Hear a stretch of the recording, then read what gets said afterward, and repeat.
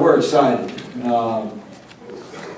Obviously that, we've lost to Maryland 9 straight times, so, you get to change the course, of your path, and so we like that a lot. And I thought a lot of guys did key things at different times. I thought Calvin was really good at certain times around the rim. And if we can keep him around the basket, I think he's just a difficult player to guard. I thought, we had a night where, Richard didn't maybe rebound as well, or he missed a couple shots here and there, but he hung in there. We didn't get down, drop our head like we have at certain times in close games. Lorenzo Brown was super, 9 assists, 1 turnover. I thought he was just sensational. And Scott made some big plays. I thought C.J. Williams, he struggled a little bit defensively and had a turnover late. But I was proud of the fact that he mentally didn't, get so down he had to come back and make 2 foul shots, 2 key ones, to end the game. So that was a great sign of maturity on his part.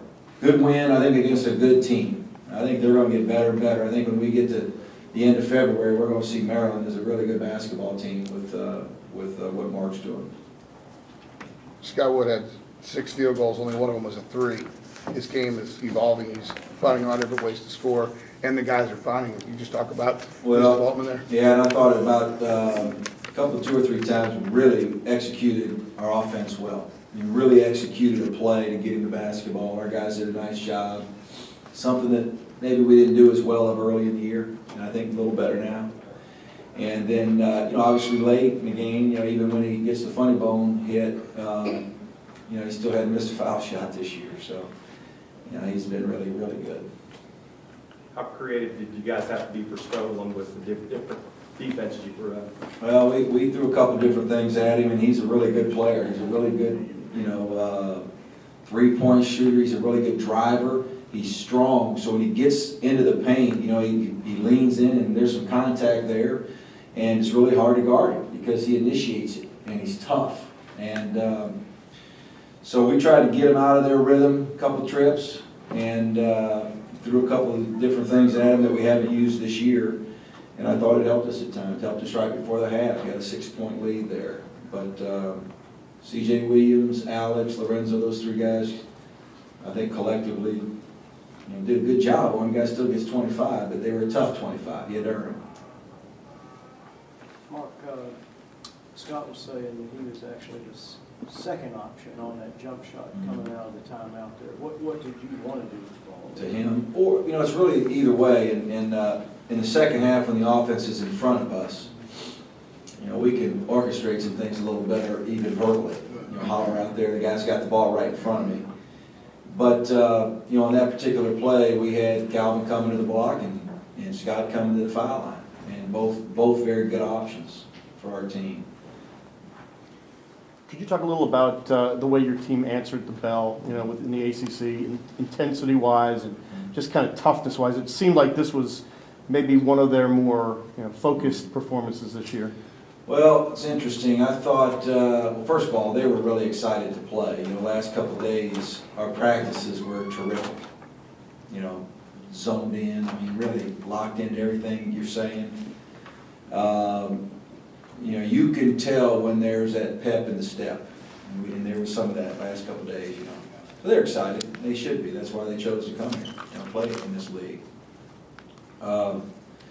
And I thought at times tonight we were really, really good. Then there are other times I thought we did lose our concentration just a little bit. That's where we have to be better. We have a 9-point lead, I think, with 3 minutes to go, and we got to take that 9 to 12 or 14 or 15 instead of down to 4 or 5.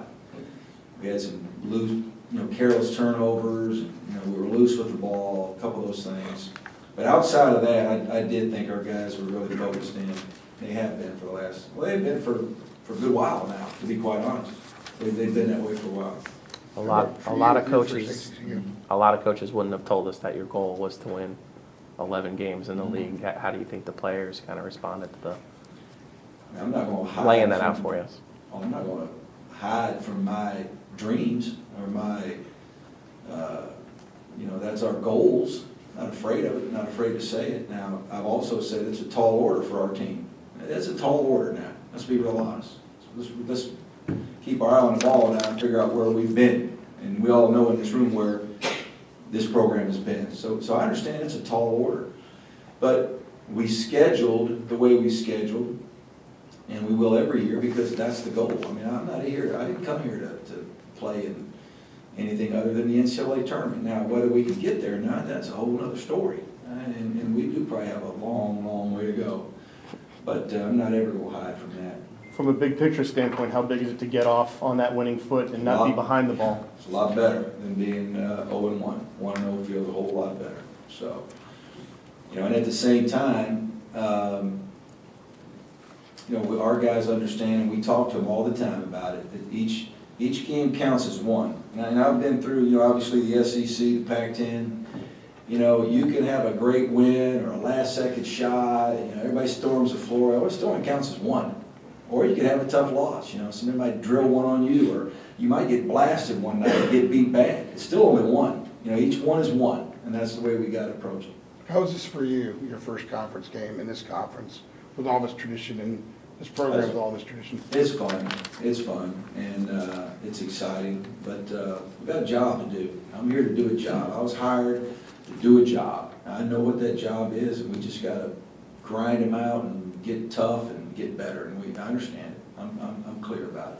How does the late game situation, you guys are trying to close out games, has the message changed over time at all, what you're trying to stress in some of these late game huddles? No, we had one timeout late where, again, I think we'd either turned it over once or twice, a little bit of that comedy of errors there we had. And our guys came in the timeout again, 5 guys, everybody's kind of heads down again. We're not doing that. We're not there. We're going to win the game, period. Now, let it go, forget about that, and let's correct the next one. So that's a process with our guys, just hanging in there and believing. But they're much, much farther along, I think, than they were in November or early December. Mark, have you ever had a basketball team that has this much talent that you had to keep saying that to? Is a different kind of... Every team is different, it really is. I've had so many different kind of teams that every team has a different personality to it. They all do.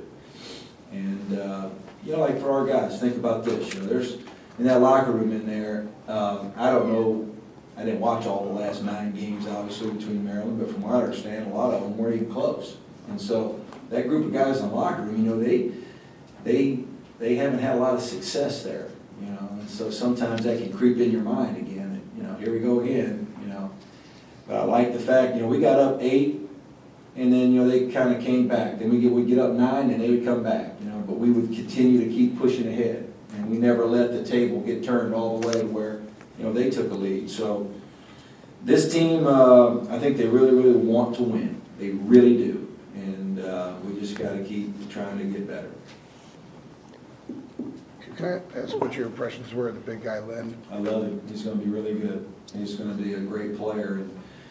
And to get a guy like that in the midst of a coaching change, Mark, that's a heck of a get for them, right here at this time, because he's got a chance to become a great player. And you got to remember, for him, this is just his 4th game. I mean, wow. And when you're a freshman and you don't get November and December, that's hard. It's really hard for him because his 4th game he's playing in this environment, an ACC game. He'd like to play, 6 or 7, and maybe some teams that aren't nearly as good and get better. He doesn't have that luxury, but he's still going to be good. Is that it?